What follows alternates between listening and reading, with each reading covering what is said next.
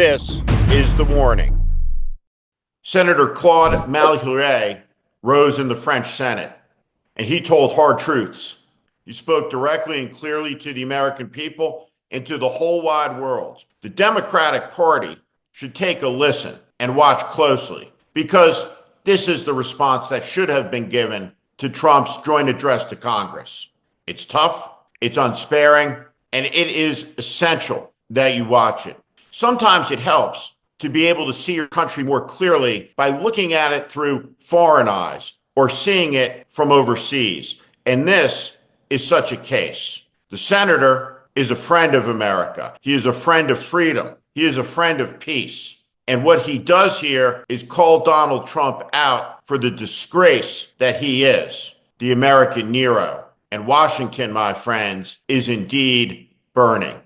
Washington est devenu la cour de Néron, un empereur incendiaire, des courtisans soumis et un bouffon sous kétamine chargé de l'épuration de la fonction publique. C'est un drame pour le monde libre, mais c'est d'abord un drame pour les États-Unis.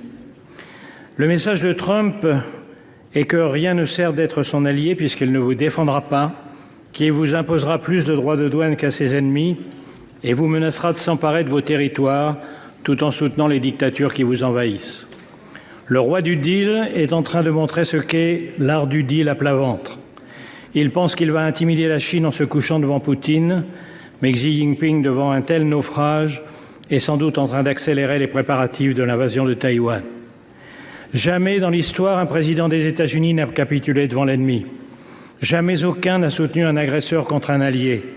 Jamais aucun n'a piétiné la Constitution américaine, pris autant de décrets illégaux, révoqué les juges qui pourraient l'en empêcher, limogé d'un coup l'état-major militaire, affaibli tous les contre-pouvoirs et pris le contrôle des réseaux sociaux.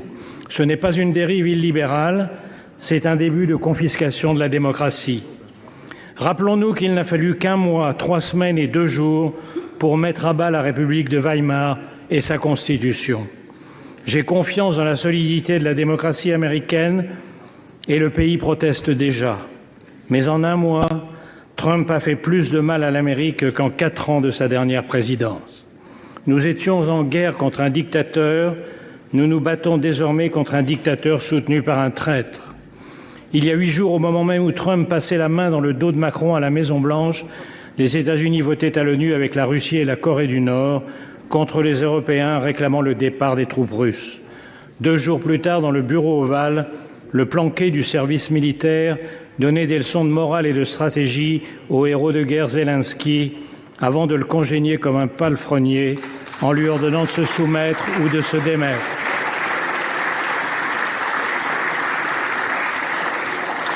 Cette nuit, il a franchi un pas de plus dans l'infamie en stoppant la livraison d'armes pourtant promise.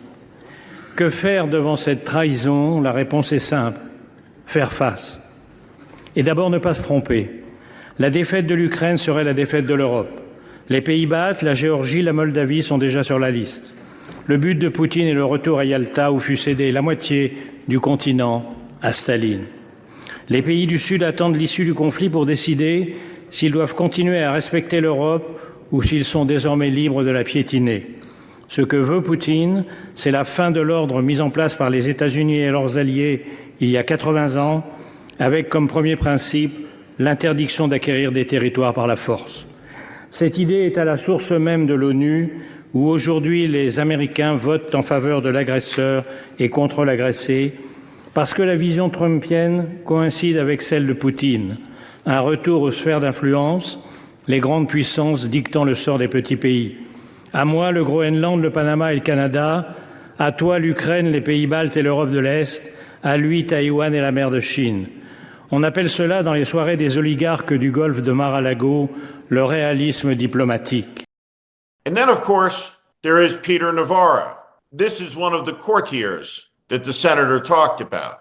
Let's watch this imbecile on the cancer that is Fox News tell the American people that Canada is in fact controlled by the Mexican drug cartels. This is a lie. It is a delusion. It is a fantasy. But it is said on a political network to a aggrieved and extremist political base that is stoked and is primed for menace and is growling everywhere. There is an insanity that is sweeping the country, and this is a vivid and perfect example of it. What I want to say to every world leader who gets up in arms when all we're asking for is fairness and to have them stop killing our people is, please listen to us. Canada could do a lot more. Canada has been taken over, Brett, by Mexican cartels. Now, the truth is, this is exactly what the French senator is talking about. We share $1 trillion trading economy and the longest undefended peaceful border in world history with Canada. American soldiers and Canadians landed in Normandy together on D-Day. Canada is our friend. It is our ally. There are 1 million Americans that have family members in Canada and more. Millions. And yet, the most powerful nation in the world is threatening to annex Canada, saying it doesn't exist, that the French language spoken there in Quebec doesn't exist. It is the same thing that Putin says about Ukraine, and it is a disease, it is a sickness, and it is immoral. And what is the Democratic Party's response to all of this? Is it the sober, serious words spoken on the floor of a democratically elected chamber where the people's business is conducted, like the French senator? It's this. Choose your character.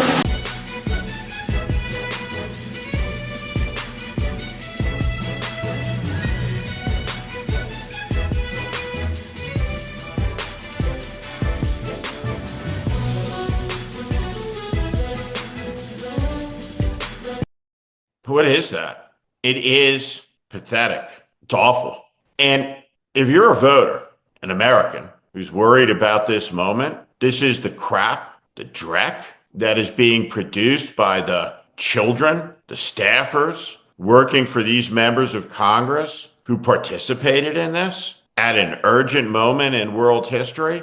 There are no words. But for inspiration, let's watch the Chuck Schumer video again so you can all appreciate that, well, we're winning, right?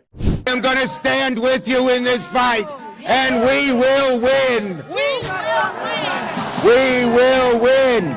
We will win. We will win. We will win. We will win. We won't rest. We won't rest. We won't rest. We won't rest. Thank you, everybody.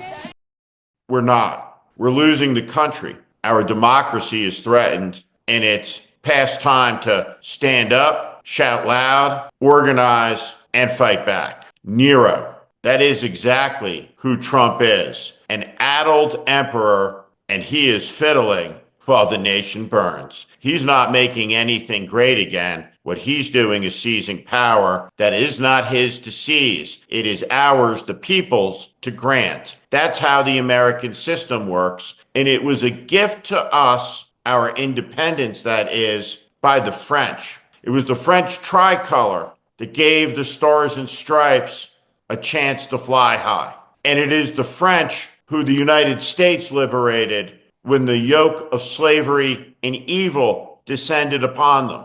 We are intertwined inexorably forever, our two nations, America's first friend, France. And from France, we must heed this warning.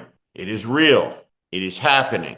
Elon Musk, the richest man in the world, a ketamine addict, rampaging through the federal government, dismissing thousands of experts, while Trump plans to consolidate power into some type of techno-fascist dictatorship where the president is all powerful, liberty is constrained, and democracy is a bit of theater where the vote is still cast, but all of the information, all of the media, all of the power sits in the hands of the one party that controls everything: your business, your doctor's visits, your religious life. Does that sound good to you?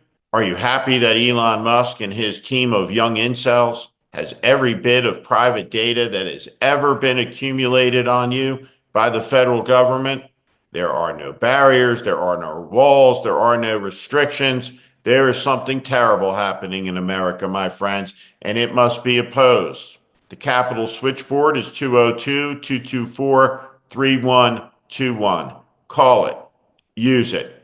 Stand up. Let these members hear from you, and call these Democratic members in this video and tell them, shame on you. What are you doing? Stop it. This is The Warning. I'm Steve Schmidt. This is The Warning, and I invite you to subscribe on our Substack, on our YouTube channel. Follow us. Welcome to the community.